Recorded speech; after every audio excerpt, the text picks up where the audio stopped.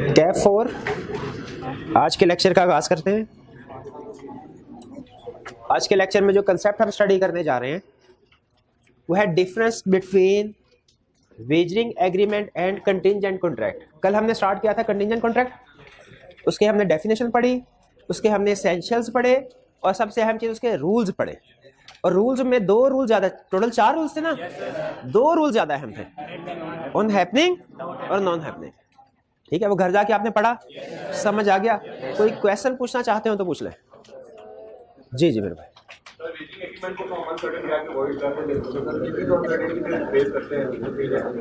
देखिए वेजरिंग एक होता है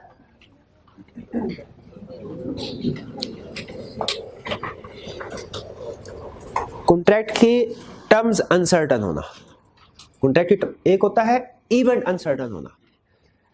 कंटिंजेंट कॉन्ट्रैक्ट में इवेंट तो अनसर्टन है, कॉन्ट्रैक्ट की टर्म्स अनसर्टन नहीं है। ठीक है, तो इसीलिए हम इसको अनसर्टेनिटी की वजह से वॉइड नहीं कर सकते। क्लियर हो गया जी? और कोई क्वेश्चन? जी, अगर टाइम स्पेसिफाई नहीं किया हुआ और एग्रीमेंट है ऑन हैपनिंग का, तो क्या ये ओपन रहेगा फिर हमेशा? यस, ओपन रहेगा। हाँ, अगर इवेंट इम्पॉसिबल हो जाए तो फिर वॉइड हो जाएगा। ठीक है, यानी इसका वाइड होना तो पहले हो सकता है, लेकिन अगर वो इवेंट हैपन नहीं होता तो उसको इन्फोर्स नहीं करवाया जा सकता। ठीक है जी, वैलिड होने के लिए उसका हैपन होना जरूरी है। टाइम मेंशन किया है तो देखा जाएगा टाइम के अंदर अंदर, टाइम मेंशन नहीं किया तो फिर कोई लिमिट नहीं है। और कोई क्वेश्चन? चलिए आज के लेक्चर की तरफ चलते हैं। असल में वेजरिंग एग्रीमेंट के साथ कंटिंजेंट कॉन्ट्रैक्ट को डिस्कस क्यों किया जाता है? अच्छा, ये तो आपको पता है ना, वेजरिंग के साथ मैंने वर्ड एग्रीमेंट यूज किया, कॉन्ट्रैक्ट नहीं, क्योंकि ये वाइड होता है। वेजरिंग को कंटिंजेंट के साथ डिस्कस क्यों किया जाता है? इसलिए कि दोनों मिलते जुलते कॉन्ट्रैक्ट है। वेजरिंग सिर्फ उसके इलीगल होने की वजह से वेजरिंग हो जाता है। अगर वो इवेंट इलीगल ना हो तो एग्जैक्टली वही कॉन्ट्रैक्ट वेजरिंग की बजाय कंटिंजेंट कॉन्ट्रैक्ट में हो जाता है कन्वर्ट। जैसे अगर आप देखें इंश्योरेंस में भी तकरीबन उसी तरह की बात है जो वेजरिंग में। ठीक है, लेकिन सिर्फ यह कि इंश्योरेंस को लॉ प्रोटेक्ट करता है, वो लीगल है, और वेजरिंग जो है वो इलीगल है। तो डिफरेंशिएट करने के लिए हमारे सिलेबस में उसने कुछ पॉइंट्स दिए हैं। रिप्रोडक्शन के क्वेश्चन में हमसे पूछ सकता है कि बताइए डिफरेंस क्या है वेजरिंग एग्रीमेंट में और कंटिंजेंट कॉन्ट्रैक्ट में। डिफरेंस बिल्कुल सिंपल है। अगर आपने वेजरिंग एग्रीमेंट पहले पढ़ा हुआ है जो हमने पढ़ा है, अगर आपने कंटिंजेंट कॉन्ट्रैक्ट पहले पढ़ा है जो हमने पढ़ा है, तो इन दोनों का फर्क हमारे लिए बहुत आसान है। सिर्फ पॉइंट्स आपके साथ डिस्कस करता जाऊंगा। वैलिडिटी, कौन सा वैलिड है कॉन्ट्रैक्ट? कंटिंजेंट वैलिड है, और वेजरिंग वाइड एंड इलीगल है। Future uncertain event, future uncertain event, wagering agreement में एक ही इवेंट होता है जो फ्यूचर का अनसर्ट, और उसी के ऊपर कॉन्ट्रैक्ट डिपेंड कर रहा होता है। ठीक है, ये सोल डिटर्मिनिंग फैक्टर जो है वो इवेंट होता है सिंगल। जैसे बारिश होगी तो मैं तुम्हें पैसे दूंगा, बारिश ना हो तो तुम मुझे पैसे देना, एक ही इवेंट है बारिश होना, ये सोल डिटर्मिनिंग फैक्टर है। और बारिश होने या ना होने से पार्टीज की सेहत पे कोई फर्क नहीं पड़ता। Parties have no other interest. लेकिन कंटिंजेंट कॉन्ट्रैक्ट में ये कोलैटरल, इसका मतलब यह है कि इसमें एक नहीं 2 इवेंट होंगे। अगर जहाज आया तो मैं वो आपको सामान सेल करूंगा, इसमें 2 इवेंट है, एक जहाज का आना और दूसरा सामान की सेल करना। ठीक है, तो इसमें जो इवेंट होता है वो कोलैटरल है। इसका मतलब एक इवेंट कोलैटरल होगा और दूसरा कोई मेन इवेंट भी होगा जो कि कॉन्ट्रैक्ट असल कॉन्ट्रैक्ट है। ठीक है, और इसमें पार्टीज का रियल इंटरेस्ट है। यानी जो जहाज आ रहा है, मैं ऐसे ही नहीं कि बिना वजह जहाज में मेरा कोई लेना देना, उसके साथ जहाज में मेरा सामान पड़ा है, बारिश के होने या ना होने से मुझे कोई फर्क नहीं पड़ता, सिवाय इसके कि मैंने उसके ऊपर जुआ लगाया हुआ है। लेकिन जहाज के आने या ना आने से फर्क पड़ता है, उसमें मेरा तिजारत का सामान मौजूद है। तो कंटिंजेंट कॉन्ट्रैक्ट में इवेंट एक नहीं 2 है, एक कोलैटरल और एक मेन, और पार्टीज का रियल इंटरेस्ट होता है इवेंट में। जबकि वेजरिंग एग्रीमेंट में एक ही इवेंट है जिसके ऊपर जुआ लगाया हुआ है, और पार्टीज का रियल इंटरेस्ट कोई नहीं है, सिर्फ वो जुए की अमाउंट की हद तक वो इंटरेस्टेड है और कोई नहीं है। रेसिप्रोकल प्रोमिसेस, कंटिंजेंट कॉन्ट्रैक्ट में रेसिप्रोकल प्रोमिसेस हो सकते हैं।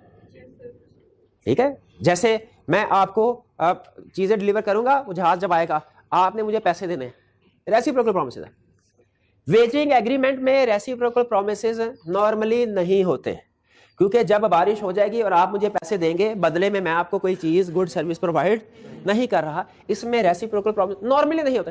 कुछ केसेस में हो भी सकते हैं, लेकिन मैं उसकी तरफ नहीं जा रहा, ना ही आपने जाना है, ठीक है। कुछ केसेस में हो भी सकते हैं, लेकिन हम उस तरफ नहीं जा रहे।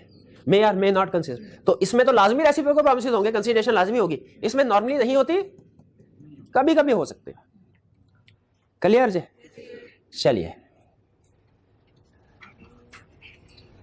ये चलिए एक छोटी सी एग्जांपल, टाइम है, छोटी सी एग्जांपल, समझ आ जाए तो ठीक है, ना समझ आए कोई प्रॉब्लम नहीं है। समटाइम ना वेजिंग जो जुआ होता है वो इस नेचर का होता है कि आपके लिए थोड़ा फर्क करना मुश्किल हो जाता है कि इसमें कोई स्किल या सर्विस इन्वॉल्व है कि नहीं, क्योंकि अगर कोई स्किल या सर्विस इन्वॉल्व हो ना तो वो फिर रेसिप्रोकल प्रॉमिसेस बन जाता है। जैसे फर्ज कीजिए मेरे पास है ये एक है, ये मैं भाईजान से कहता हूँ मैं, हाँ बस 100 रुपया लगा किस में। अब इसमें डिपेंड करता है मेरी इसके मैं कितना स्किलफुली इसको छुपा रहा हूं इसके ऊपर। सम टाइम इस तरह होगा, आपने देखा होगा वो ग्लास होते हैं 4-5 उल्टा के उसके नीचे कोई चीज रखी ऐसे ऐसे घुमाते हैं और फिर कहते हैं बताओ किसके, तो वो भी एक तरह से है वेजरिंग एग्रीमेंट ही, जो लेकिन उसमें किसी हद तक स्किल इन्वॉल्व है। जो ये था, वैसे भाई ने ठीक बताया, आप लोग गलत बता रहे थे, मैं जानबूझ के इधर बार बार देख रहा था, हाँ क्योंकि मुझे पता था आप मुझे देख रहे हैं, ठीक है। तो ये भाईजान लेकिन साफ निकले। तो इसमें देखे रेसिप्रोकल, क्योंकि इसमें मेरी किसी हद तक स्किल भी इन्वॉल्व है, लेकिन है ये जो है, इसीलिए इसने लिखा है कि वेजरिंग एग्रीमेंट में मे और may not consist of reciprocal promises. Normally नहीं होता इसमें, नॉर्मली बैठी होता, आपको पता पाकिस्तान मैच जीता हारा, बारिश हुई नहीं वगैरह वगैरह। क्लियर हो गया ये डिफरेंस? कोई प्रॉब्लम तो नहीं है? चलिए छोटा डिफरेंस था, कंसेप्ट हम पढ़ चुके थे। अब हम पास्ट पेपर्स के आईकैप की एग्जांपल और पास्ट पेपर के क्वेश्चन डिस्कस करते हैं। इनमें हम उन्हीं कंसेप्ट को दोबारा भी रिवाइज कर रहे होंगे बहाने से, खास तौर पे वो जो है ना हैपनिंग और नॉन हैपनिंग वाला, और टाइम फिक्स किया कि नहीं किया उसके ऊपर मैं खास तौर पे रिवीजन करवाना चाह रहा हूं, ताकि बड़े पक्के तरीके से हमारे ज़हन में बैठ जाए। ठीक है जी, चलिए अब पास कीजिएगा जी। अब हम डिस्कस करने जा रहे हैं चैप्टर 5 के जो हमारे आईकैप की एग्जांपल्स है वो भी, और पास्ट पेपर के क्वेश्चन भी। स्टार्ट करें जी। ये नोट्स थोड़ा बंद कर दें, अब सिर्फ आपके कंसेप्ट्स का इम्तिहान है, जो पढ़ना था आपने पढ़ लिया। हाँ देखने के, अगर आपको नजर नहीं आ रहा प्रोजेक्टर से तो देखने के लिए आप क्वेश्चन देख लें, लेकिन अब पढ़ने की जरूरत नहीं है। चलिए स्टार्ट करते हैं हम। पहला question, comment on the enforceability of following contingent contracts. इसका मतलब उसने बता दिया कि जो मैं बता रहा हूं कॉन्ट्रैक्ट्स ये कंटिंजेंट है, आपने बताना एनफोर्सेबल है कि नहीं। Aslam makes a contract to sell a horse to Bakir if Chand, to whom the horse has been offered, refuses to buy it. Chand rejected the offer. ये enforceable है, ठीक? हाँ जी बिल्कुल, वो enforceable है। जब वो कंडीशन पूरी हो गई तो अब वो इसको enforce करवाया जा सकता है। Correct. B, Andrew contracts to pay a sum of money to B. If B marries C, C dies before getting married. अब ये हो गया इम्पॉसिबल, कंटिंजेंट इवेंट था कंटिंजेंट, लेकिन वो चूंकि इम्पॉसिबल हो गया वो वाइड एग्रीमेंट वाइड। अब हालांकि इस केस में क्या बी ए को ये क्लेम कर सकते हैं कि जी मैं तो विलिंग थे, अब मेरी तरफ से ब्रीच ऑफ कॉन्ट्रैक्ट कोई नहीं है, तो क्या रेम्यूनरेशन क्लेम कर सकते हैं? नहीं क्लेम कर सकते, इन्फोर्सिबिलिटी क्लेम नहीं की जा सकती, क्योंकि जिस कंडीशन में था वो कंडीशन पूरी होना इम्पॉसिबल हो गया। सी, आजम promises to pay a sum of money to Babar if a certain ship returns within a year. अच्छा एक मिनट है, ये अब आपको डिफरेंट ऑप्शन दे रहा हूं। पहली ऑप्शन, अगर ये ship with in 1 year return हो जाए, वापस आ जाए, इनफोर्सेबल। अगर विद इन 1 ईयर वापस ना आए, वाइड। और अगर विद इन 1 ईयर 6 महीने के बाद ही पता चले डूब गई है, 6 महीने, तो ये वाइड 6ठे महीने में कि 12वें महीने? 6ठे महीने ही वाइड। क्लियर? अच्छा अब उसने आगे नहीं बताया हुआ कि सिचुएशन क्या है, शिप रिटर्न हुई है नहीं हुई या संक हो गई, तो हम तीनों लिख देंगे, तीनों लिखने आते कि अगर डिस्कशन करने के लिए, वैसे एग्जाम क्वेश्चन में वो क्लियरली बताता है आगे के, लेकिन डिस्कस करते हुए हमने तीनों ऑप्शन डिस्कस कर दी। मैक्सिमम यही पॉसिबल है ना, और तो कोई सिचुएशन पॉसिबल नहीं है। आगे चले जी जी। ए वाला रिफ्यूजेस टू बाय, ये नॉन हैपनिंग है, अगर वो बाय नहीं करता, non happening. E, Arslan agrees to pay a sum of money to Burhan if a certain ship does not return. ये not है आगे। अच्छा यहाँ पे बता रहा है the ship is sunk, enforceable है कि नहीं है?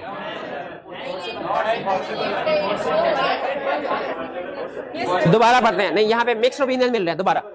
Arsalan agrees to pay sum of money to Burhan if a certain ship does not return, time specify नहीं है, अगर वो वापस नहीं आता शिप इज सunk, बिल्कुल। तो अब क्योंकि इसी का नॉन हैपनिंग के ऊपर था ना, और अब पता चल गया कि वो नहीं हो रहा इवेंट, वो कभी भी नहीं होगा, क्लियर होगी, तो ये इनफोर्सेबल है, क्लियर, इसमें ये इनफोर्सेबल है। अच्छा अगर यहां लिखा था certain ship does not return within 1 year, फिर भी अगर विद इन 1 ईयर ये शिप, फिर हम देखते हैं शिप संक कब हुई है, अगर विद इन 1 ईयर हुई है तो भी इनफोर्सेबल, और अगर आफ्टर 1 ईयर फिर भी इनफोर्सेबल होता, बल्कि दोनों सूरतों में इनफोर्सेबल। उसने कहा Arsalan agrees to pay some money to Burhan if certain ship does not return within 1 year. अगर मैं एडिशनल क्वेश्चन बता रहा हूं ना, अगर 1 साल के अंदर शिप वापस ना आती, पता चला शिप 6 महीने के बाद डूब गई है, इनफोर्सेबल होगा ना, क्योंकि अब शिप वापस नहीं आएगी, और अगर साल गुजर जाए शिप वापस ना आए फिर भी इनफोर्सेबल है, ठीक है। और अगर शिप वापस आ जाए, अगर विद इन 1 ईयर शिप वापस आ जाए, फिर इनफोर्सेबल नहीं है, करेक्ट, ठीक है। हाँ ठीक है, मैं कोशिश कर रहा हूं सारी पॉसिबिलिटीज कवर करता हूं ताकि हमारे कंसेप्ट्स की रिवीजन होती रहे। F Amjad agrees to pay a sum of money to Basit if a certain ship does not return, ship returns,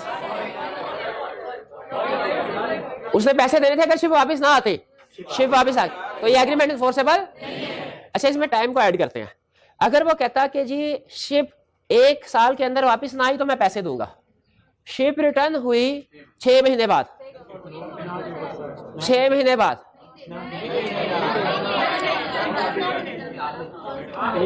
agree क्या हुआ था, 1 साल के अंदर अगर शिप वापस ना आई तो पैसे दूंगा, शिप 6 महीने के बाद वापस आ गई तो पैसे तो नहीं ना मिलने, नहीं मिलने। शिप अगर 1.5 साल के बाद वापस आई फिर मिल, और फिर साल गुजरने पे ही मिल जाते हैं हमें। एफ बी क्लियर जी। Alia promises to pay sum of money to Binish if a certain ship does not return within a year। अब उसने आगे नहीं बताया, हम खुद से अज्यूम कर लेते हैं सारी सिचुएशन। अच्छा ध्यान में रखिएगा, पैसे मिलने अगर शिप रिटर्न नहीं होती विद इन, अगर शिप 6 महीने में रिटर्न हो जाती है नॉट इनफोर्सेबल, साल तक रिटर्न नहीं होती इनफोर्सेबल, 6 महीने बाद पता चला शिप संक इनफोर्सेबल, फिर पैसे मिलेंगे, क्योंकि इसने यही कहा। ये असल में ना यहाँ पे नेम इंडिविजुअल का ले रहा है, आलिया अमजद, असल में ये इंश्योरेंस कंपनी वाला केस बनता है।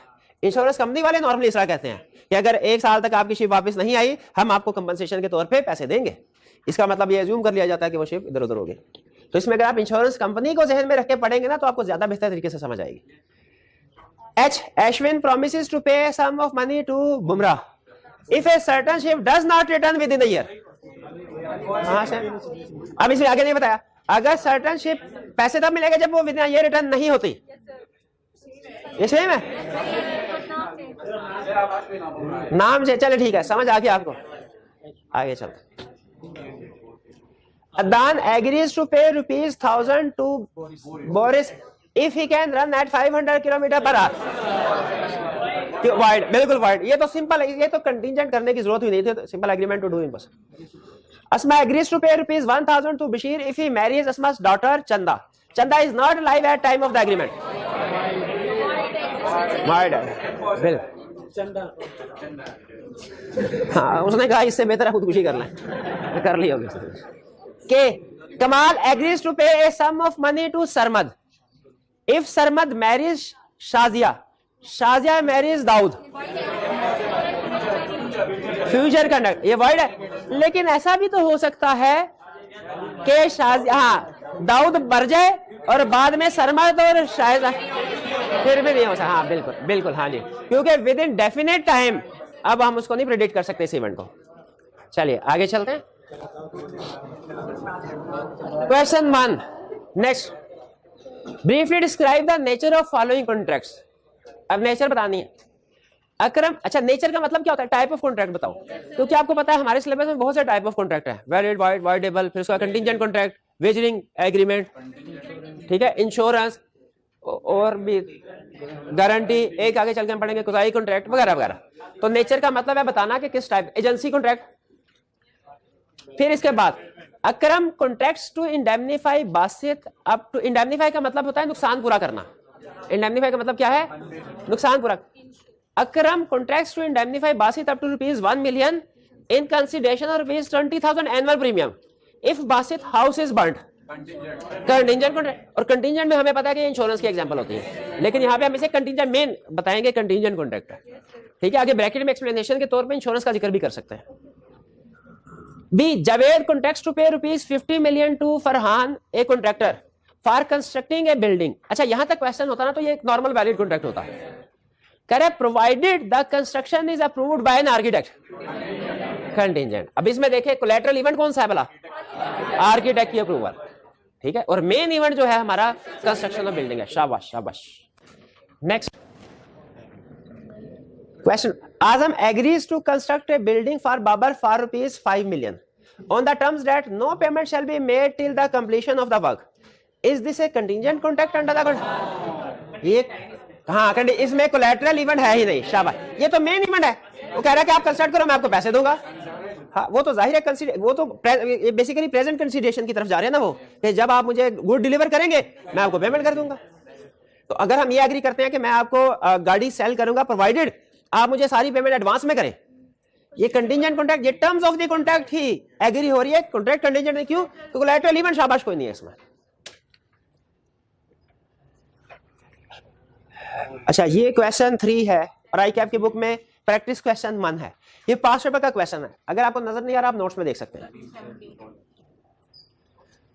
वजीर said to Solat, I will buy speed boats worth ₹10 million from you if you obtain the license for me to operate the boats at Clifton Beach.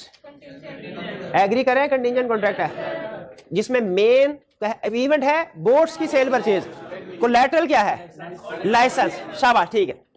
सोलत agreed and applied for the license and deposited ₹100,000 and processing fee. Solat ने necessary steps लेना शुरू कर दिया, apply किया। However, before the issuance of license, the city government imposed ban on the issuance of new licenses. लेकिन city government ने ban impose कर दिया, इम्पॉसिबल हो गया। Solat wants Wazir to buy the speed boats as he had made necessary efforts to arrange for the license. Solat कह रहा है भाईजान मेरा कसूर तो नहीं है, मैंने तो जो भी नेसेसरी स्टेप्स लेना शुरू कर दिए थे, इसलिए अब आपके ऊपर लाजिम है कि आप मेरे से बोट्स खरीदें। However Wazir refuses to buy the speed boats from Solat, लेकिन वजीर कह रहा है कि मैं नहीं।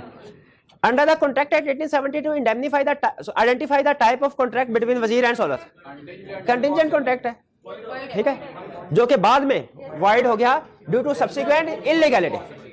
State whether Wazir is now bound to purchase the speed boat, क्योंकि जो कंडीशन थी वो फुलफिल नहीं हुई, ठीक है। कंटिंजेंट कॉन्ट्रैक्ट इन्फोर्सेबल ही तब है जब कंडीशंस पूरी हो रही हो, ठीक है। तो ये प्रीवियस सिंपल आएगी कि कंटिंजेंट कॉन्ट्रैक्ट्स है अपॉन जो कि कोलैटरल है, कंडीशनल है upon happening of an event, जो कि इवेंट हैपन नहीं। हैपनिंग ऑफ एन इवेंट क्या था, लाइसेंस देना। क्या वो इवेंट हैपन हुआ? अब किस वजह से हैपन नहीं हुआ इससे हमारा लेना देना नहीं है कोई। हाँ, वो बैन लग गया, ठीक है, एग्रीमेंट वैसे ही बैन पे वाइड हो जाते हैं, लेकिन यहाँ पे हम उसे कंटिंजेंट कॉन्ट्रैक्ट के कॉन्टेक्स्ट में एक्सप्लेन करेंगे। वो किस वजह से हैपन नहीं, इसे कर बस जो हमने शर्त लगाई थी पूरी नहीं हुई ना, एग्रीमेंट नहीं वैलिड। अब जी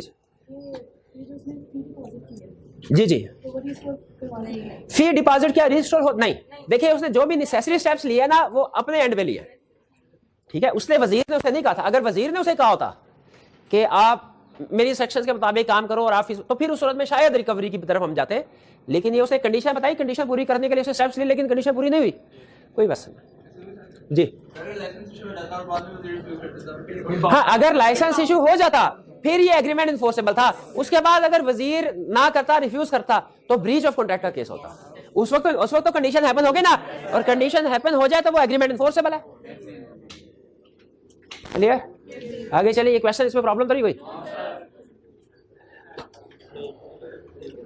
Zubair agrees to construct a bungalow for Ubaid for ₹20 million on the condition that payment will only be made after Munir. An architect certifies that the bungalow has been constructed in accordance with the layout plan. Contingent contract जिसमें collateral event कौन सा है? Certification. और main event क्या है? वो बंगले की सेल परचेज। शाबाश। Under the provisions of contract act describe the nature and validity of the above contract. Nature क्या है? Contingent contract. वैलिडिटी वैलिड है कब कब जब कंडीशंस फुलफिल होगी, यानी सर्टिफिकेट वो आर्किटेक्ट सर्टिफाई करेगा उसको। क्लियर? मार्क्स ऊपर नीचे होंगे एक्सप्लेनेशन की वजह से, उसको एडजस्ट कर लीजिएगा। कंसेप्ट समझ आ गया ना सारा? सॉल्यूशन देख लीजिएगा, उसमें उस लिहाज से उसने एक्सप्लेनेशन दी होगी। अगर मार्क्स कम हो 1 या 2 मार्क्स, तो फिर हम रेलिवेंट लीगल प्रोविजन नॉर्मली नहीं लिखते।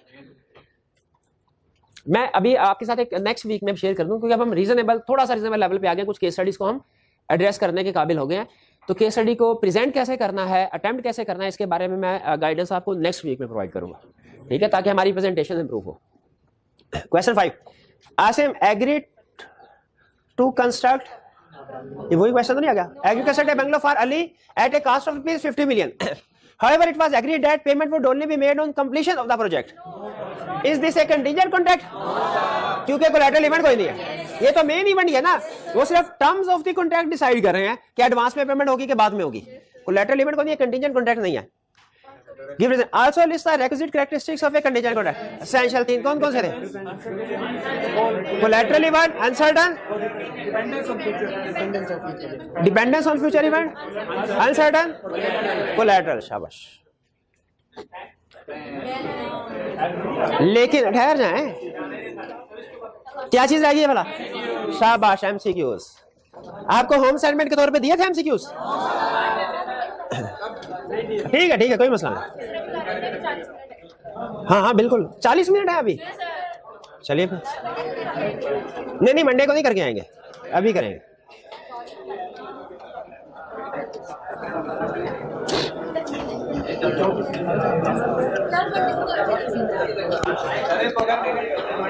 घर में नहीं करेंगे अभी, ये 5 मिनट में कंप्लीट हो जाएंगे। इसमें एक एमसीक्यू के अलावा कुछ भी नहीं, बाकी सारे इजी है। वहां वही करवा दो, शाबाश। बाकी छोटे भाई ने करने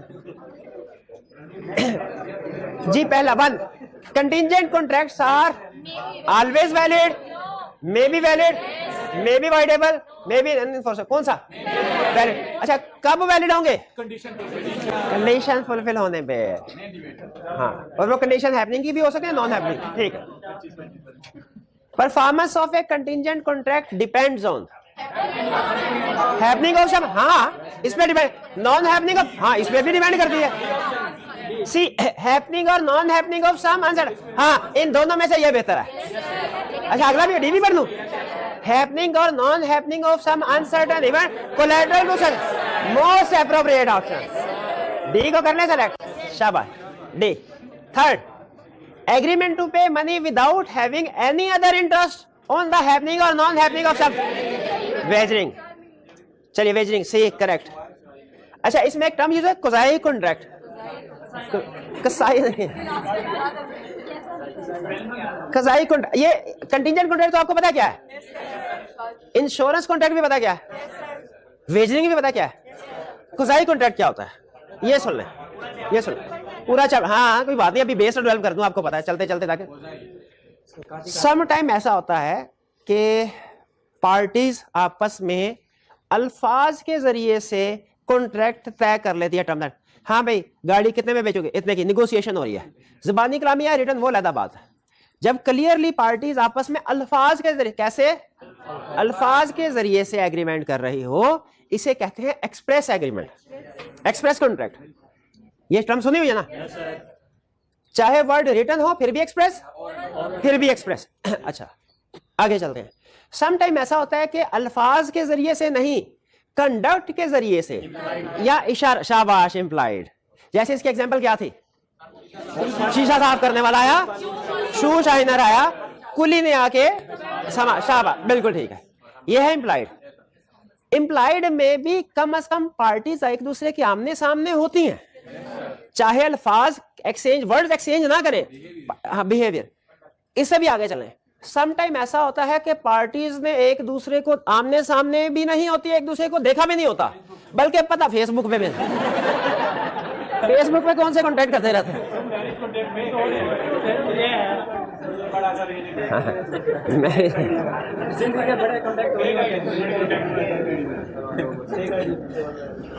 चले छोड़े। तो जब बोले थे हाँ, तो सम टाइम ऐसा होता है कि वो पार्टीज भी सामने नहीं है, और दोनों लोग एक दूसरे को जानते भी नहीं, फिर भी कॉन्ट्रैक्ट हो जाता है। ये कैसे? हाँ, यही है कज़ाई कॉन्ट्रैक्ट। कज़ाई कॉन्ट्रैक्ट, कज़ाई। फॉर एग्जाम्पल सुन लें। फर्ज कीजिए कि हाँ, एग्जाम्पल जो इमोशंस के साथ कनेक्ट हो जाए। दिल, आप गए शादी में शिरकत करने के लिए, वहां पे आपको किसी की रिंग गिरी मिली, डायमंड रिंग।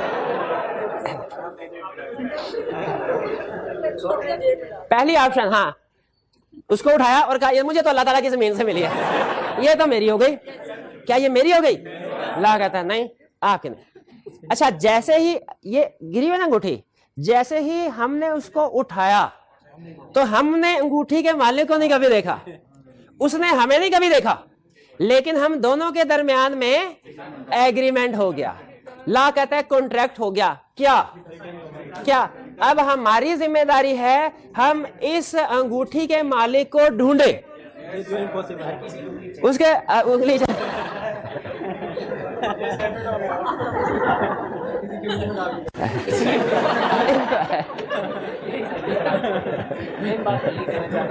अगर साथ वाले दोस्त ही में फिर आपको एग्रीमेंट से मुकरने नहीं देगा। चलिए, ला कहता है कि जैसे ही आपने उंगली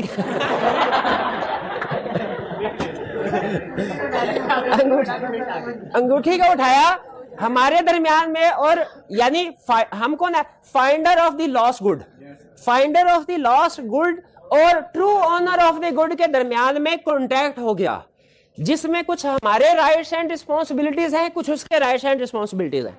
हमारी रिस्पॉन्सिबिलिटी क्या है? हमने ट्रू ऑनर, नेसेसरी स्टेप्स लेने हैं ट्रू ऑनर को ढूंढने के लिए, और जब तक ट्रू ऑनर नहीं मिलता इस चीज को संभाल के रखना है। और ट्रू ऑनर की क्या रिस्पॉन्सिबिलिटी है कि जब हम उसको वो चीज वापस करें तो उसके रीजनेबल एक्सपेंसेस जो हमारे खर्च हुए हैं वो हमें वापस करें। ये अब देखिए, हालांकि दोनों पार्टीज ने कभी एक दूसरे को नहीं देखा, ठीक है, लेकिन इनके दरमियान में ये है कोज़ाई कॉन्ट्रैक्ट की एग्जांपल। कोज़ाई कॉन्ट्रैक्ट, एक और एग्जांपल ना शेयर कर दो। अच्छा, फर्ज कीजिए कि कराची में आपका दोस्त है, उसने आपको कोई तोहफे में कराची की मशहूर सौगात मिठाई भेजी है फॉर एग्जांपल। अब वो जो कोरियर वाला है उसने गलती से आपकी बजाय वो साथ वाले घर में या नेक्स्ट स्ट्रीट में किसी को डिलीवर कर दिया। अब आपकी गलती से चीजें किसी और को डिलीवर हो चुकी हैं। अब ना तो वो जिसको चीजें डिलीवर हुई हैं उसको आप जानते हैं और ना वो आपको जानता है, लेकिन फिर भी दोनों के दरमियान में एग्रीमेंट क्या कि उसने वो चीजें वापस करनी है। ये है कोज़ाई कॉन्ट्रैक्ट। तो कोज़ाई कॉन्ट्रैक्ट की एग्जांपल समझ आ गई, बहरहाल डिटेल बाद में पढ़ेंगे। तो ये बेसिकली समझ लीजिए, सबसे ऊपर एक्सप्रेस कॉन्ट्रैक्ट, नीचे इंप्लाइड, ये इंप्लाइड से भी आगे की बात है। कोज़ाई कॉन्ट्रैक्ट जिसमें पार्टीज आपस में सम टाइम आपस में सामने सामने जानती भी नहीं होती इसको, लेकिन फिर भी उनके दरमियान में। अब ये फर्दर डिस्कशन नेक्स्ट चैप्टर में होगी। हाँ, पूरा चैप्टर है जी जी जी। तो वापस चलते हैं आप नेक्स्ट फोर्थ पे। Contingent contracts are absolute contract, conditional contract, simple. Fifth, which of the following statement is true? सच्ची वाली स्टेटमेंट, सही वाली statement. All contingent contracts are not wagering in nature. Yes, बिल्कुल ठीक है। तो ये, लेकिन बाकी भी देख ले क्या गलती है उनमें। Contingent contracts and wagering agreements are one and same. अभी तो हमने बड़ा फर्क है। क्या फर्क है दोनों में? Contingent valid, wagering void। Contingent में दो इवेंट जिनमें पार्टीज का रियल इंटरेस्ट होता है, void में सोलो और उसमें कोई रियल इंटरेस्ट नहीं होता। हाँ, किसमें रेसिप्रोकल प्रॉमिसेस होते हैं? कंटिंजेंट में। और किसमें नॉर्मली नहीं होते? शाबाश। फिर C, contingent contracts are absolute contracts? नहीं, कंडीशनल है, conditional. Contingent contracts are not conditional contract? नहीं, yes, conditional contract. Correct option A जी। 6, contingent contract is based on an event which is uncertain. हाँ, certain to happen? नहीं। Partly certain, partly uncertain? नहीं। A option correct. 6। 7, contract of insurance is a contingent contract, B option correct. 8, Mr. X agrees to pay a certain sum to Mr. Y if Mr. Y brings on earth a star from the sky. Void agreement to do impossible. 9, Mr. A contracts to pay Mr. B sum of rupees 20,000 if his house gets on fire. It is insurance, हाँ insurance को है तो हम वो select करते हैं, वो option नहीं है तो कंटिंजेंट बेहतर ऑप्शन है, कंटिंजेंट कॉन्ट्रैक्ट होगा। और 10 लास्ट, यही मैं आपसे कह रहा था कि जो काम का क्वेश्चन है, in a contract contingent on non happening of uncertain future event within the time fixed by parties, non happening time fixed. Contract is enforceable कब होगा? जब टाइम एक्सपायर हो जाए और इवेंट अकर ना हो, या टाइम एक्सपायरी से पहले पहले इम्पॉसिबल हो जाए। शाबाश। Only if the event happens with in time fixed. नहीं भाई, ये तो नॉन हैपनिंग की बात कर रहा है। अगर यहाँ पे लफ्ज नॉन को काट देना, बाकी सारा क्वेश्चन सेम रखें फिर, लेकिन नॉन हैपनिंग के ऊपर है, ये ऑप्शन गलत है। B, only if time expires or event becomes impossible.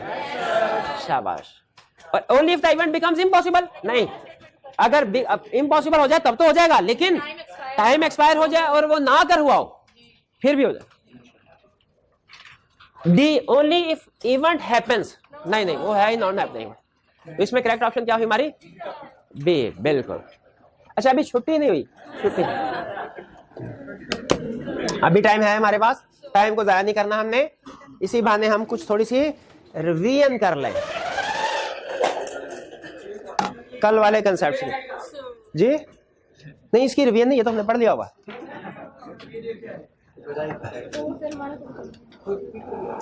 कोई स्टूडेंट जो कि एक्सप्लेन करे, एक्सप्लेन ही करना है, 4 क्वेश्चन पूछूंगा। पहला,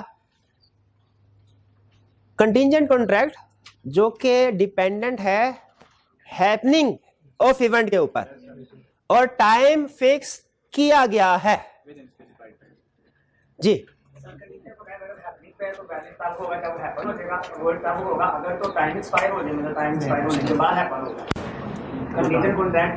ये कंटिंजेंट कॉन्ट्रैक्ट कब इन्फोर्सेबल होगा? जब with in specified time happen हो। अच्छा एक मिनट, अरे अगर वो विद इन टाइम स्पेसिफाइड होता है तो इन्फोर्सेबल है कि नहीं? और विद इन टाइम वो नहीं होता कर, और अगर बिफोर टाइम इम्पॉसिबल हो जाए तो वाइड। शाबाश शाबाश। चले नेक्स्ट क्वेश्चन। नहीं बताएगा कौन? पहले ये बताएं, अगला क्वेश्चन। नहीं आप हो गए एक, इसके बाद आप 2 और 3। अगर इन्होंने गलत बताया तो फिर आपकी बारी, वरना दोबारा वोटिंग। कॉन्ट्रैक्ट है contingent upon happening, time specified नहीं है कॉन्ट्रैक्ट में, ठीक है? ये कॉन्ट्रैक्ट कब इन्फोर्सेबल होगा? हैपनिंग के ऊपर है और टाइम स्पेसिफाइड नहीं है। जब कंडीशन फुल, यानी वो विद इन स्पेसिफाइड टाइम वो इवेंट हैपन हो जाएगा। हाँ, टाइम तो स्पेसिफाई हुआ है। दूसरा, हाँ दूसरा नंबर इनका। जी बताइए, जी बताइए। टाइम स्पेसिफाई नहीं है, जब वो हैपन होगा तब इन्फोर्सेबल होगा। और अच्छा, और अगर वो इवेंट इम्पॉसिबल हो जाए तब वाइड हो जाएगा। शाबाश शाबाश। तीसरा क्वेश्चन कौन बताएगा? 1 2, बाकी अब मुझे भूल गया। पहले भाई, कंटिंजेंट कॉन्ट्रैक्ट है नॉन हैपनिंग के ऊपर, टाइम मेंशन्ड है, रूल बताइए। अगर वो ये कॉन्ट्रैक्ट इन्फोर्सेबल होगा अगर वो विद इन टाइम हैपन नहीं होता। अगर वो विद इन टाइम हैपन हो जाता है तो वो इन्फोर्सेबल नहीं है। और अगर वो विद इन टाइम इम्पॉसिबल हो जाए, नहीं एक मिनट है, तब वो इन्फोर्सेबल है, क्योंकि इम्पॉसिबल होने का मतलब वो नॉन हैपन होगा, इन्फोर्सेबल है। शाबाश शाबाश भाई को देखो। लास्ट क्वेश्चन, लास्ट कौन बताएगा? जी नहीं,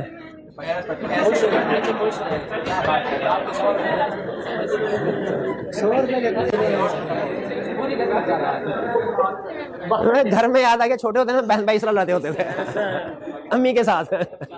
अच्छा जी भाई, पहले उन्होंने एग्रीमेंट कंटिंजेंट है upon non happening, time specified नहीं है, रूल बताइए।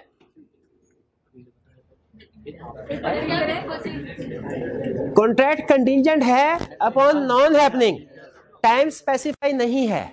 रूल बताइए कब इन्फोर्सेबल होगा? जब तक इन्फोर्सेबल होगा जी। जब तक क्वेश्चन, अच्छा आप सुन ले, नहीं सुन लेगा क्वेश्चन, सुन ले।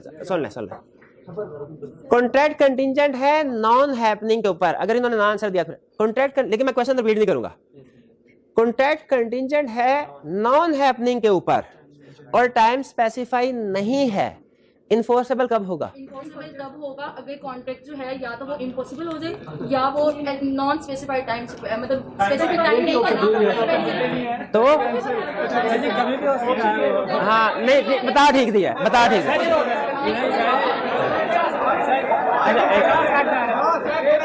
अच्छा एक मिनट एक और सवाल हो जाए तो अच्छी बात है, तो अच्छी बात है।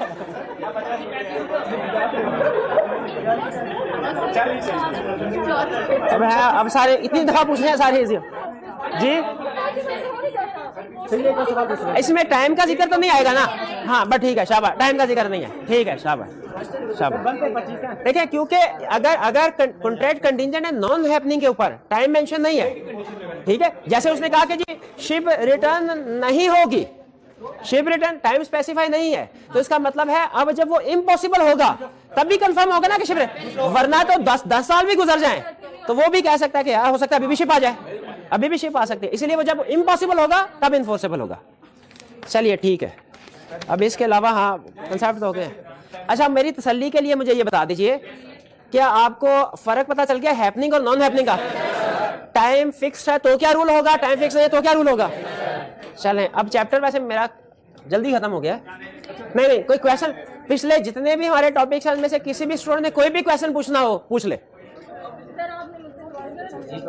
नहीं आपने हाथ ही नहीं उठाया। नहीं सर हमें भी 100 रुपए दें।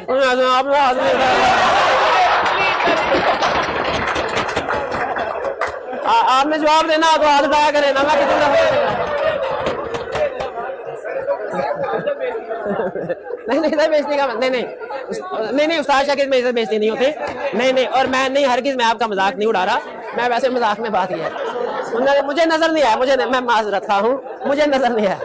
नहीं वो क्वेश्चन पूछ रहे ऐसा ना करें, आप क्वेश्चन नहीं पूछते फिर हाँ वो खाली दिमाग शैतान का घर होता है, इसी वजह से कहा गया वो मेरा ख्याल है। हाँ कोई क्वेश्चन पूछे ना, कोई डिस्कशन, हाँ ये रिपीट कर दें। रेसिप्रोकल, हाँ रेसिप्रोकल वाला उन्होंने कहा, ये वैलिडिटी वाला पॉइंट समझ आ गया? वेजरिंग एग्रीमेंट में और कंटिंजेंट कॉन्ट्रैक्ट में फर्क क्या है? कंटिंजेंट वैलिड है, वेजरिंग वाला वॉइड है और इलीगल भी है।